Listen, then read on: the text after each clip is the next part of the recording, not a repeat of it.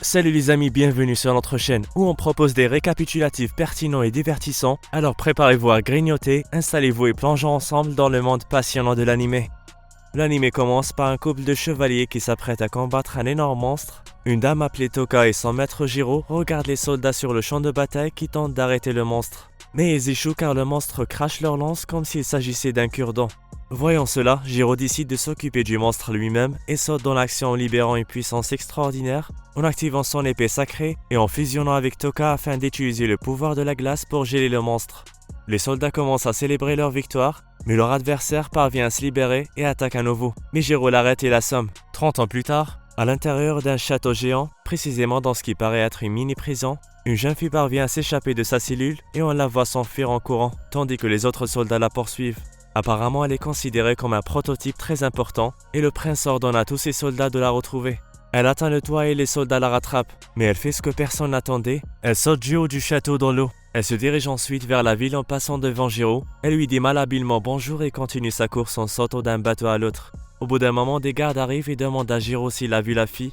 Il leur montre la bonne direction sans se soucier des détails. Et tout ce qu'il veut, c'est boire du vin tranquillement, mais il se rend compte que sa bouteille est vide. La jeune fille continue sa fuite, mais tombe sur une fleuriste appelée Komi et a abîmé ses fleurs. Mais elle lui donne quelques pièces en guise de compensation. Komi est surprise par la douceur de cette fille et remarque qu'elle est mouillée et qu'elle n'a pas de chaussures. Elle l'emmène donc chez elle pour la sécher et lui donner une paire de chaussures. Pendant ce temps, les gardes informent le seigneur Mesami qu'ils ont perdu la jeune fille au milieu de la foule, en la désignant comme le prototype numéro 22. Il ne reçoit pas la nouvelle avec joie et ordonne à ses hommes de la retrouver dès que possible.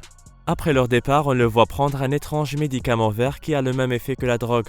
Plus tard, comme il habille la jeune fille, il lui offre des très belles chaussures qui la rendent très élégante. Le lendemain, la jeune fille se promène dans la ville en tenant de la nourriture à la main. Soudain, elle aperçoit une certaine Mia qui vend des très beaux bijoux. Elle s'approche d'elle et apprend que ces bijoux sont fabriqués à partir de pièces de monstres et que les habitants de la ville vivent de ce genre de produits. Pendant qu'elle parle, numéro 22 aperçoit une très belle bague sur le chat de Mia. Alors elle lui demande ce qu'il en est. La jeune fille lui répond qu'il s'agit de la bague de la promesse et continue en lisant un livre où il est mentionné que celui qui porte cette bague jure de devenir le sauveur du royaume d'Arès et de sauver le monde du malheur qui l'attend. Par cette histoire idiote, Mia réussit à vendre une telle bague sans savoir que la légende est réelle et qu'au moment où le numéro 22 la porte, la bague s'enforce naturellement dans son doigt. De son côté, Jiro s'apprête à participer à une chasse aux monstres pour protéger la ville. Pendant ce temps, on voit Sa Majesté informer que le nombre de monstres est inhabituellement élevé cette année. Elle ordonne donc à ses soldats de continuer à se battre malgré les lourdes pertes, ce qui contrarie le commandant. De retour à Jiro qui participe à la chasse aux monstres, il laisse une forte impression au seigneur et aux autres chasseurs. Le soir, alors que tous les chasseurs font la fête, Jiro ne semble pas s'en préoccuper et boit sa bière tranquillement jusqu'à ce que le seigneur Mesami arrive et s'assoit à ses côtés dans le but de parler avec lui. Le seigneur veut recruter Jiro pour son armée, mais celui-ci refuse et s'en va. Ailleurs, numéro 22 et Maya marchent seuls, mais soudain un des soldats l'aperçoit et appelle d'autres gardiens à la poursuivre. Et pour la ralentir, il lui tire quelques flèches. De manière inattendue, la bague commence à faire son effet et l'obscurité commence à entourer la jeune fille. Elle tue même certains de ses soldats, ce qui effraie le reste d'entre eux. Son corps se transforme également en énorme flamme qui brûle tout ce qui se trouve à proximité. Jiro l'aperçoit et a un flashback de son passé et comment Toka est morte. Pendant ce temps, une bête sans tête attaque la ville et sème la peur. L'homme saute pour sauver la jeune fille en premier et parvient à la calmer. Dans l'eau, il se présente et demande pourquoi elle est seule sans l'escorte d'un paladin. Puis il invoque son épée. Il demande la bénédiction des seigneurs pour qu'il s'unisse avec la jeune fille et lui offre son âme. Il commence à raconter une légende selon laquelle leur terre a été créée par des seigneurs, ce qui a rendu les bêtes furieuses et les a poussées à dévorer les humains, qui ont ensuite décidé de faire appel à la force de ces seigneurs pour se défendre. Et en entendant cela, le numéro 22 qui s'appelle Komi se transforme en une brillante source d'énergie et se fait absorber par le corps de Jiro afin de pouvoir l'utiliser dans son combat. Il se retrouve seul face à la bête géante et Komi révèle que c'est sa première fois et ne libère pas son véritable pouvoir, ce qui permet à la bête de dominer dans un premier temps. L'homme demande à Komi de se calmer et de se concentrer sur la destruction de son adversaire. Il lance une nouvelle attaque et parvient à couper le bras de la bête et la fille sent que l'œil du monstre est son point faible, alors elle pointe son épée sur ce point et le tue. Les deux âmes se séparent, la fille est impressionnée, mais l'homme s'évanouit d'épuisement. Et Mia arrive pour les amener dans un endroit sûr où les blessures de Jiro seront soignées sans poser de questions.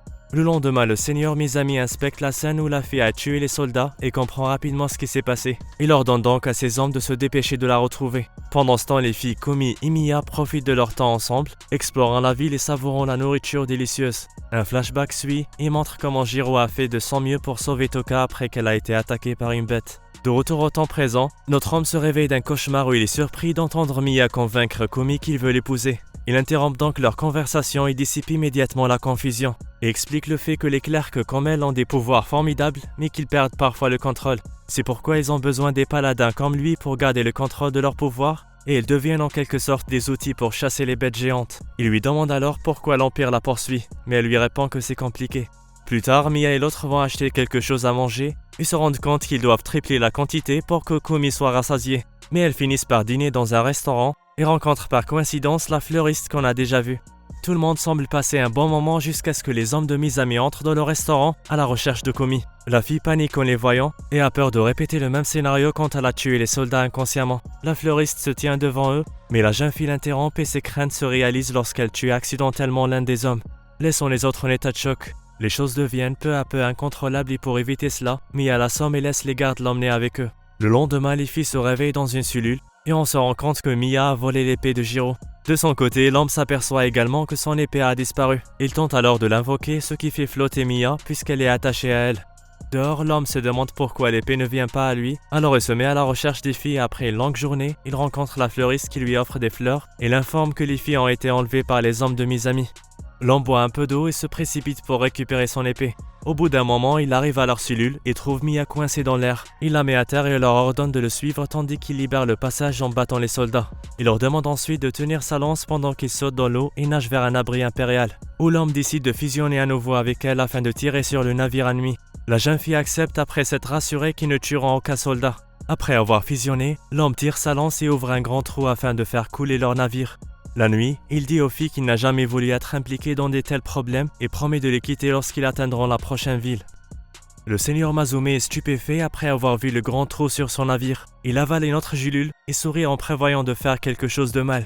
Pendant ce temps, le trio se dirige vers une autre ville et Komi est fasciné par la nature et la pluie magnifique. Jiro se rend compte qu'elle est peut-être un prototype artificiel et il garde un œil sur elle. Soudain, Mia arrête la caravane et les amène voir un large ravin rempli d'eau après une grosse averse. Malgré sa beauté, il est trop profond pour qu'ils puissent le traverser avec la caravane. Mia leur dit que le ravin sera fermé pendant quelques jours et qu'ils n'ont plus qu'à attendre que la pluie cesse. Ensuite, elle les amène dans un village voisin et parvient à les convaincre de lui donner un abri. Les enfants accueillent Komi avec joie et on la voit jouer et s'amuser avec eux. Mais elle remarque une petite rousse qui se montre timide et refuse d'aller jouer avec eux.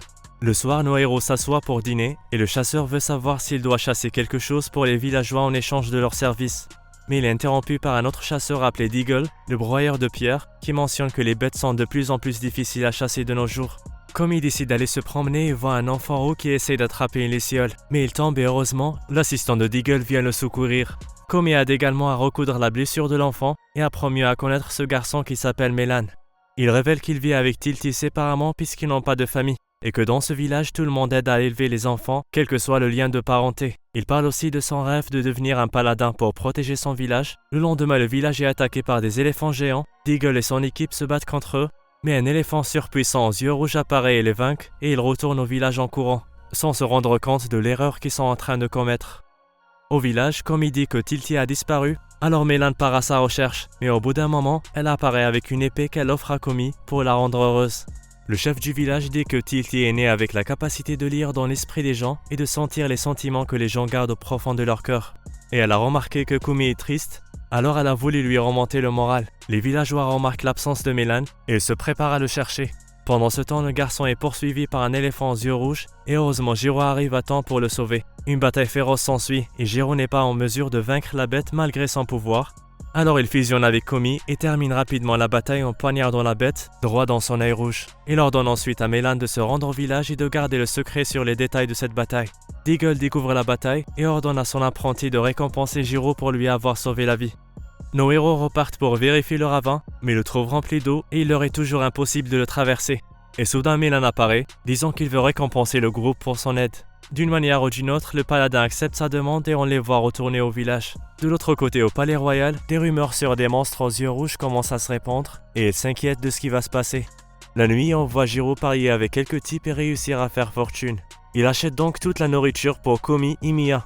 Alors qu'il parle, une fille appelée Romana entre dans le restaurant. Komi la salue et ils font connaissance. Après avoir appris que Komi était accompagnée de Jiro, la dame s'est approchée à leur table et l'a défiée à des jeux d'argent. Et de façon inattendue, elle gagnait tout l'argent. Mais elle surprend l'homme en lui demandant Komi à la place. Cependant, Jiro refuse et offre son épée. Plus tard, la dame révèle qu'elle a demandé la fille parce qu'elle pensait que Komi avait été kidnappé par Jiro, qui ressemblait à un marchand d'esclaves. L'homme demande à récupérer son épée, mais Romana n'est pas d'accord. Alors que la pluie tombe à verse, le village semble inondé et le chef a ordonné son peuple d'évacuer la zone. Les choses empirent lorsque Deagle et Melan aperçoivent un énorme monstre qui attaque les villageois.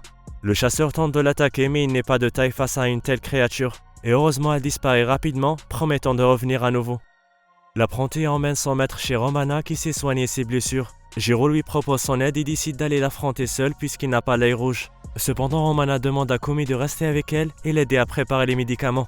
Les chasseurs prennent le bateau de Mia et l'utilisent pour attraper le monstre. Mais celui-ci se transforme soudainement en démon avec un œil rouge. Pendant ce temps, Romana dit à Komi que Jiro est le genre de paladin qui se bat de manière abusive et qui abuse de son clerc jusqu'à la mort. Deagle s'en aperçoit et commence à agir comme s'il était empoisonné, ce qui permet à Komi de s'enfuir et d'aider Jiro. L'innocente Camille se précipite vers son maître et lui donne son âme pour l'aider à tuer le monstre et en effet, il termine rapidement la bataille. À la fin, la jeune fille sort épuisée et Romana se précipite vers elle et finit par convaincre l'homme de les accompagner dans leur voyage en plus de Melan. À l'intérieur du bateau, l'homme reprend son épée et révèle qu'il n'a jamais eu l'intention de la donner à Romana. On voit maintenant des gardes vérifier un laboratoire rempli des clercs comme Komi. L'un d'entre eux est montré comme étant effrayé, mais son commandant lui ordonne de se calmer et de rester tranquille puisqu'il n'y a pas de raison à s'inquiéter. De retour au navire, Komi leur raconte son histoire et pourquoi l'Empire la poursuit. Alors Romana lui montre son amour et son soutien tout en se moquant de Jiro. Puis il commence à parler de la bague de promesse et Romana suggère qu'il pourrait y avoir un lien avec l'œil rouge. Soudain, Jiro arrête le navire après avoir vu Zen, qui les informe que la terre qu'ils traversent appartient aux montagnards et comme il les connaît bien, il leur propose d'écrire une lettre qui leur permettra de passer en toute tranquillité. Au moment du départ, Jiro révèle qu'il a une mauvaise histoire avec les montagnards et refuse de se montrer. À la porte, il se trouve que son nom est mentionné dans la lettre. Il sort donc et rencontre leur chef Baban qui leur souhaite la bienvenue. D'autre part, on voit le général Tsorogi en réunion avec le roi Bakla pour parler de la situation de leur royaume et de la guerre contre les bêtes. Pendant la fête de bienvenue, les montagnards ont préparé une fête de bienvenue pour nos héros et on voit Jiro participer à une démonstration de force contre ses anciens ennemis. Lors de son premier combat, il affronte Jin, suivi de nombreux autres adversaires qu'il domine tous. Le chef est furieux et décide de l'affronter à son tour. Le combat s'engage immédiatement et la bête renverse facilement la table et vainc son adversaire facilement. Plus tard, on les voit tous assis autour d'un dîner pour célébrer la victoire du chef et les femmes montagnards semblent tomber amoureuses de Jiro. Soudain, une dame vient informer qu'un monstre est en train d'attaquer leur village. Tous les soldats se préparent à l'affronter et Melan décide d'y aller en premier, mais la bête est si forte. Le montagnard appelé Genie va ensuite, mais il réveille les démons de la bête et il fait apparaître son œil rouge. Jiro et le chef appellent leurs clercs et unissent leurs pouvoirs pour vaincre la bête. Plus tard, Melan observe Jiro et a le courage de lui demander des conseils en technique d'épée. Le chasseur apprend à son apprenti quelques techniques et ils passent la nuit à s'entraîner ensemble. Le matin, Romana et les autres membres de l'équipe arrivent et la femme du chef les invite à prendre le petit déjeuner. Ils se retrouvent tous autour de la table et après un repas copieux, ils commencent à parler des bêtes aux yeux rouges. Babal dit qu'il ne les a jamais vues auparavant et il demande à Jiro s'il sait quelque chose à leur sujet. L'homme répond qu'il s'agit peut-être d'une malédiction infligée aux bêtes. Plus tard, Komi révèle qu'elle se sent coupable et pense qu'elle est l'origine de l'apparition des bêtes aux yeux rouges. Et elle remarque que tout le chaos a commencé lorsqu'elle a émis la brume noire. Mais Jiro lui dit de ne pas s'inquiéter et qu'il doit y avoir une autre raison derrière tout cela. L'autre jour, il commence à explorer la vallée et tombe sur un insecte, mais l'un décide de sauter et de se battre avec les montagnards, pendant que les autres se dirigent vers le sommet de la montagne. L'apprenti montre son talent, mais la bête réveille son démon et ouvre son œil rouge. Ce qui effraie le garçon et le fait courir demander l'aide aux montagnards. Au sommet, Komi et Jiro trouvent un clone et l'homme l'identifie rapidement comme son ami Façade. Mais l'autre ne se souvient de rien et veut plutôt se battre. Jiro fusionne avec la fille et commence à se battre. Mais de façon inattendue, un clone de Komi apparaît également et leur tire dessus. Komi est terrifié et sort du corps de son maître semblant connaître un secret. Il s'avère que le clone est un produit raté et elle devient furieuse en voyant la fille et on la voit sur le point d'exploser. Soudain, Baban arrive suivi de Mia et il l'aide à sauver leur ami. Les montagnards se rassemblent pour combattre les clones, mais ils sont facilement assommés. Pendant ce temps, à l'intérieur du navire, Jiro et Komi ont du mal à croire que les clans qu'ils ont été leurs amis dans le passé ont changé. Alors les autres membres de l'équipe essayent de les réconforter. Par la suite, le temps change et Komi se retrouve seul dans sa chambre, réfléchissant au récent événement, tandis que Miya choisit d'atterrir et d'attendre que la tempête se calme. Pendant ce temps, le commandant Tsurugi est informé que Komi n'est pas seul et que 2 prototypes ont été libérés. De retour à l'équipe qui travaille à résoudre quelques problèmes dans le navire, il se dirige ensuite vers le village natal de Jiro. Mais il ne semble pas heureux et Romana croit qu'il y a des problèmes avec une fille, mais il les ignore. Alors arrivé, Goza, le chef du village, leur souhaite la bienvenue et leur sert à manger. Kiro part juste après avoir mangé sa part, et l'homme en profite pour lui révéler que le chasseur est son beau-fils à travers sa fille Toka, qui était clerc mais qui est décédée. De son côté, Jiro se rend sur la tombe de Toka, et un flashback nous ramène plusieurs années en arrière. Un jour où Toka et Jiro se sont rencontrés, ils ont échangé quelques mots et sont devenus rapidement amis. On revient au présent et Komi arrive souhaitant prier sur la tombe de Toka, puis on est amené au palais impérial où l'on voit Tsurugi recevoir l'ordre d'un sage maléfique de trouver la bague de promesse. De retour à Jiro qui nous amène dans un autre flashback où il explique à Komi comment il a vécu heureux avec Toka après l'avoir épousée. Tout était parfait, jusqu'à ce qu'il décide de devenir paladin et de conclure un contrat avec sa femme. Cependant, il ne savait pas à quel point cette décision était dangereuse et qu'un tel contrat signifiait qu'il jurait une loyauté absolue à l'empereur. Un jour, il rencontre Tsurugi et Fasad. Le général leur demande de l'aider à obtenir une promotion en chassant une bête. Ils pensaient que ça serait facile, mais ils changent d'avis en voyant leur énorme adversaire sur le champ de bataille. Les choses se corsent rapidement et tous les soldats meurent sauf ce trio. Alors la dame sacrifie sa vie pour sauver son homme et son ami. Cela clarifie les actes de Jiro et le fait qu'il était toujours ivre. De retour au présent, l'homme demande à Komi ce qu'elle veut qu'il fasse à propos du clone. Et elle répond qu'elle ne veut pas lui faire du mal. Soudain, le village est attaqué par Fasade et la fille clone. Nos héros vont donc les affronter et Komi promet de la sauver et de ne jamais la laisser mourir. Dans un flashback, on voit des clones de Komi créés et testés, bien préparés à devenir des outils pour le roi Mizami qui les utilisera pour contrôler le monde, mais ils ont tous échoué. Le seigneur Bakla était déçu, alors Mizami lui a montré un meilleur produit qui était un clone de Jiro. Un corps mort de Fasade était sur la table et il avait l'intention de le faire revivre et de planter des plans diaboliques dans son esprit. On voit ensuite un simple ouvrier, Zeki, brûler des clones ratés en se sentant coupable et triste. Komi était le produit suivant et elle a agi furieusement au laboratoire. Le roi a réalisé qu'il ne pouvait pas contrôler son pouvoir et a ordonné à Zeki de la brûler. Cependant, l'ouvrier a décidé d'enfreindre les règles et de sauver ce produit. Malheureusement, le seigneur Mizami les attendait à la porte. L'assistant a été tué et considéré comme un traître, et Komi a été emmené et emprisonné, mais tout ce qui s'est passé l'a incité à trouver la lumière et s'échapper. De retour au temps présent, la jeune fille tente d'expliquer tout cela à son clone, mais elle ne parvient pas à la convaincre et Fasade choisit de se battre au lieu de parler. Jiro et Komi fusionnent et attaquent leur adversaire, mais au milieu du combat, la fille se retient en disant qu'elle peut résoudre ce problème en parlant à son clone. Elle dit qu'elle peut l'attirer dans la montagne pour éviter de causer des dommages au village, pendant que l'homme distrait Fasade. Jiro hésite mais lui donne une chance en disant qu'il a confiance en elle. Il commence directement à travailler sur le plan. Komi court vers la montagne avec son lot et le clone la suit. Il s'arrête dans un champ de fleurs où notre fille montre à son clone à quel point le monde est beau et à quel point il peut être beau s'ils l'explorent ensemble. Pendant ce temps, Fasade et Jiro s'affrontent en montrant un potentiel énorme et même Zen les rejoint et aide Jiro. De retour aux filles, le clone voit enfin le bon côté de la vie, mais son mécanisme intégré l'en empêche et un message de Mizami joue dans sa tête lui ordonnant d'exploser. Komi fait de son mieux pour l'arrêter mais elle échoue et une explosion géante s'ensuit, permettant à Fasade de s'échapper et le clone s'éteint dans les bras de Komi. La nuit, on voit Romana s'occuper des 2 héros, puis se rappelle de quelques souvenirs à l'époque où elle travaillait dans un refuge, aidant les soldats blessés et leur fournissant des médicaments. Là-bas, certains paladins maltraitaient leurs clercs et consommaient abusivement leur énergie. C'est pourquoi il est difficile de croire que Jiro s'occupe de son clerc. De retour au présent, Komi se réveille avec le loup qui lui lèche la main et remercie Jiro pour tout. Ensuite, toute l'équipe se réunit et la fille leur explique que de nombreux clones sont créés et préparés principalement pour tuer. L'homme ajoute que les clercs de laboratoire subissent un lavage cerveau pour vénérer la mort, et que l'Empire a fait de son mieux pour trouver un moyen d'emmener les clercs à libérer tout leur pouvoir, car le résultat de l'explosion peut faire facilement disparaître des villes entières, tout comme les kamikazes. Komi est contrarié de ne pas avoir pu sauver le clone, et Jiro promet de sauver tous les autres dans le laboratoire. Soudain, Goza et les villageois frappent à leur porte et disent que Komi ne peut pas quitter le village parce qu'elle est très dangereuse. Il emmène toute l'équipe dans une cellule mais ils parviennent rapidement à s'échapper. En sortant, ils rencontrent le chef qui est sur le point de se battre avec eux, mais Zen arrive et menace de les tuer ainsi que les villageois parce qu'il veut garder le plan de clonage de Mizami secret. Il pointe son épée sur Komi et on la voit paniquer mais Romana l'arrête et lui dit que Miya est déjà partie et qu'elle crachera le morceau s'il fait quoi que ce soit de mal. Et après une sage réflexion, il s'assoit pour élaborer un plan et détruire le laboratoire. Par la suite, le loup est envoyé pour transmettre des messages à Baban et aux autres chefs. Pendant ce temps, le reste de l'équipe se dirige vers le laboratoire. En chemin, les membres de l'équipe décident d'appeler Komi la fleur épanouie, ce qui lui remonte le moral. L'équipe arrive au laboratoire et réalise qu'ils n'ont pas assez de temps pour convaincre tous les clones un par un. Ils décident donc d'assommer froidement tous les produits et de se concentrer sur l'arrêt de lavage de cerveau après avoir quitté le laboratoire. Les gardes voient Jiro arriver et informent Mesami qui a déjà préparé une armée de clones pour l'arrêter. Jiro bat facilement les gardes et permet à quelques lâches de s'échapper. Mais c'est alors que Fakade apparaît et qu'une bataille féroce s'engage. Jiro fait de son mieux pour rafraîchir la mémoire de son ami et en le poignardant dans la poitrine, il parvient à briser le sceau sur son cœur. Fakade voit la silhouette d'une jeune fille et confronte Mesami pour lui demander des explications, mais le roi montre un autre visage et la couleur de ses yeux devient rouge et il assomme le clone. Pendant ce temps, nos héros se dirigent vers le laboratoire central où de nombreux clones les attendent et sont prêts à exploser tous en même temps. Mais soudain, une force mystérieuse les fait tomber. Jiro et Komi partent donc en avant, laissant Romana et Mia s'occuper des corps.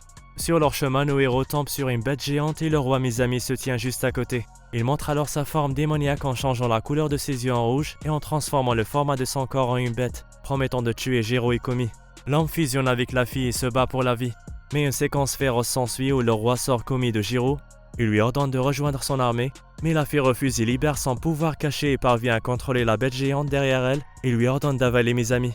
Komi s'évanouit et le toit commence à s'effondrer. L'homme la porte et la sort du laboratoire. L'équipe se rassemble à l'extérieur et le général Tsurugi arrive, accompagné du grand Heaven Reacher. Elle explique que les seigneurs ont l'intention de déclencher une guerre en utilisant les clercs, et que Heaven Reacher connaît une technique qui peut inhiber complètement les pouvoirs d'un clerc et guérir les filles clones. Soudain, alors qu'il parle, Komi s'évanouit à nouveau. Plus tard, on voit Romana et Heaven Reacher essayer de soigner les blessures de Komi, tandis que le général informe Jiro que la fille a atteint sa limite de vie après avoir consommé tant d'énergie. L'homme a du mal à croire qu'il lui reste à peine quelques mois à vivre, mais la fille est faite pour être une arme et n'est pas conçue pour vivre longtemps. Le lendemain, l'équipe arrive au village de Heaven Reacher, et là, Romana remarque que Tsurugi a pris la bague de promesse de Komi. L'équipe décide d'emmener Komi en promenade pour lui faire apprécier le reste de sa vie, mais ils sont interrompus par un énorme serpent. Jiro se bat avec lui et Komi vient l'aider, ce qui le met en colère. Ils commencent à se disputer mais continuent à se battre. Soudain, Fakade apparaît et vient apparemment enragé après ce que Mesami lui a fait et il vainc rapidement le serpent. De l'autre côté, les montagnards combattent les serpents dragons de toute leur force et on voit également Melan avoir une brève discussion avec la fleuriste qu'on a déjà vue. Pendant ce temps, Heaven Reacher et le général observent la situation de haut. Soudain, une bête de taille gigantesque apparaît, engendrant d'autres bêtes et se dirige vers la position de Jiro. Mais ce dernier est déjà occupé à combattre le clone qui veut désespérément retrouver ses souvenirs.